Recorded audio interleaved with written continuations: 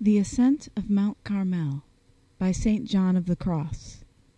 Book 2, Chapter 4 treats in general of how the soul likewise must be in darkness, insofar as this rests with itself, to the end that it may be effectively guided by faith to the highest contemplation. It is now, I think, becoming clear how faith is dark night to the soul, and how the soul likewise must be dark, or in darkness as to its own light, so that it may allow itself to be guided by faith to this high goal of union.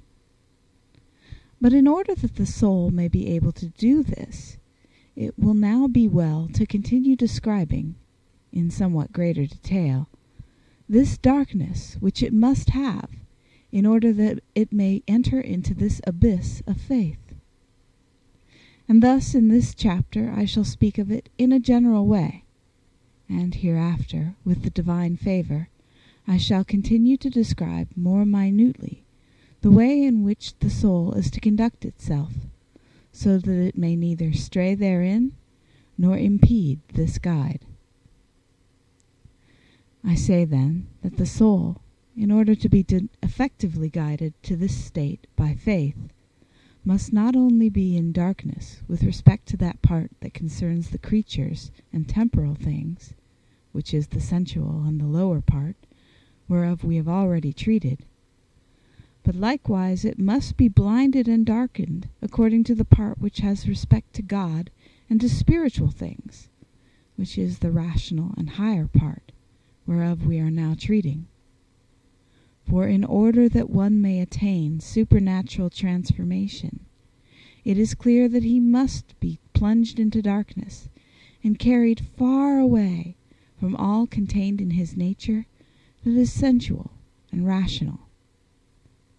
For the word supernatural means that which soars above the natural self. The natural self, therefore, remains beneath it. For although this transformation and union is something that cannot be comprehended by human ability and sense, the soul must completely and voluntarily void itself of all that can enter into it, whether from above or below.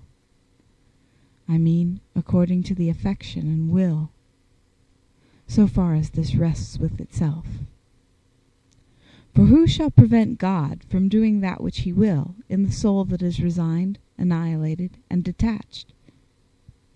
But the soul must be voided of all such things as can enter its capacity, so that however many supernatural experiences it may have, it will ever remain, as it were, detached from them, and in darkness. It must be like to a blind man, leaning upon dark faith, taking it for guide and light, and leaning upon none of the things that he understands, experiences, feels, and imagines. For all these are darkness, which will cause him to stray. And faith is above all that he understands, and experiences, and feels, and imagines.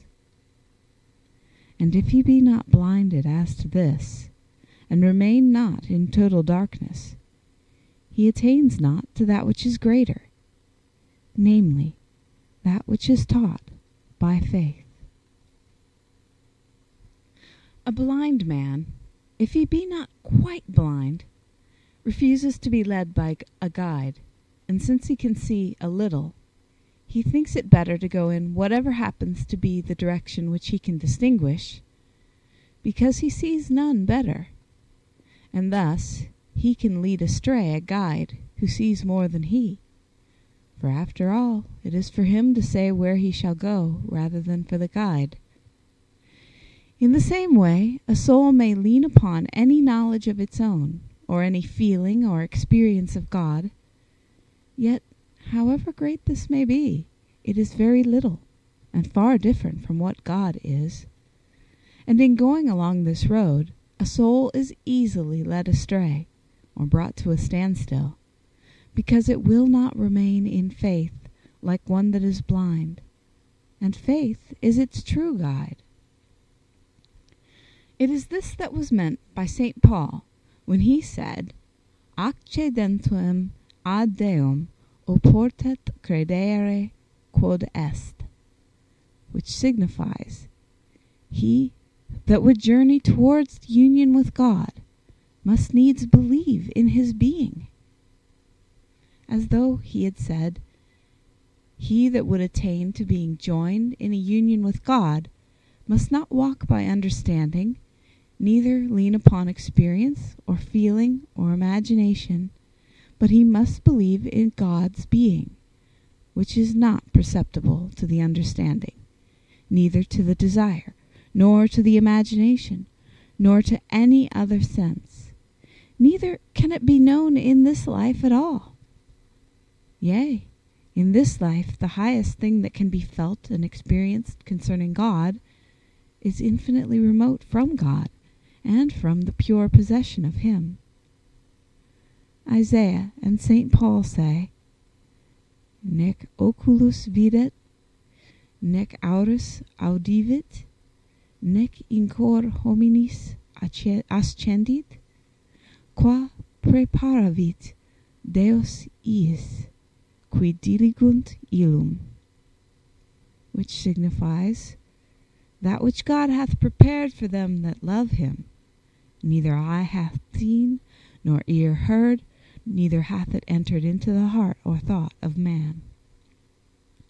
So, however much the soul aspires to be perfectly united through grace in this life with that to which it will be united through glory in the next, which, as St. Paul here says, eye hath not seen, nor ear heard, neither hath it entered into the heart of man in the flesh, it is clear that in order perfectly to attain to union in this life through grace and through love, a soul must be in darkness with respect to all that can enter through the eye, and to all that can be received through the ear, and can be imagined with the fancy, and understood with the heart, which here signifies the soul.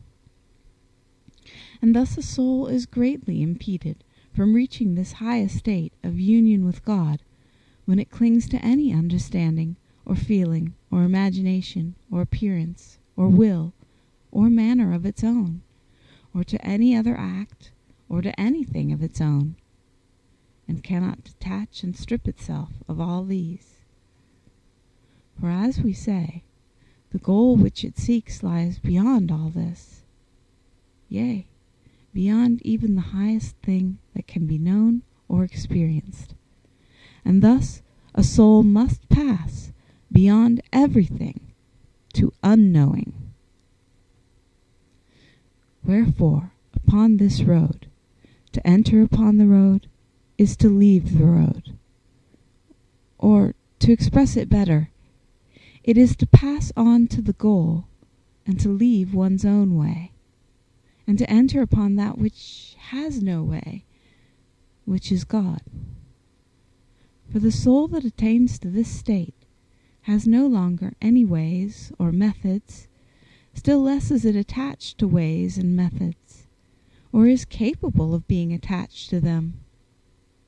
I mean, ways of understanding, or of perception, or of feeling. Nevertheless, it has within itself all ways, after the way of one that possesses nothing, yet possesses all things.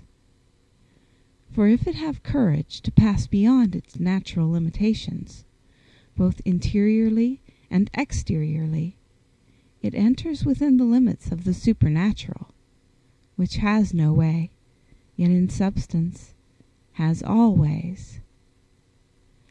Hence, for the soul to arrive at these limits is for it to leave these limits, in each case going forth out of itself a great way, from this lowly state to that which is high above all others. Wherefore, passing beyond all that can be known and understood, both spiritually and naturally, the soul will desire with all desire to come to that which in this life cannot be known, neither can enter into its heart, and leaving behind all that it experiences and feels, both temporally and spiritually, and all that it is able to experience and feel in this life, it will desire, with all desire, to come to that which surpasses all feeling and experience. And in order to be free and void to that end, it must in no wise lay hold upon that which it receives, either spiritually or sensually, within itself, as we shall explain presently when we treat this in detail, considering it all to be of much less account. For the more emphasis the soul lays upon what it understands, experiences, and imagines, and the more it esteems this, whether it be spiritual or no, the more it loses of the supreme good, and the more it is hindered from attaining thereto. And the less it thinks of what it may have, however much this be, in comparison with the highest good, the more it dwells upon that good and esteems it, and consequently the more nearly it approaches it. And in this wise the soul approaches a great way towards union, in darkness, by means of faith, which is likewise dark. And in this wise faith wondrously illumines it.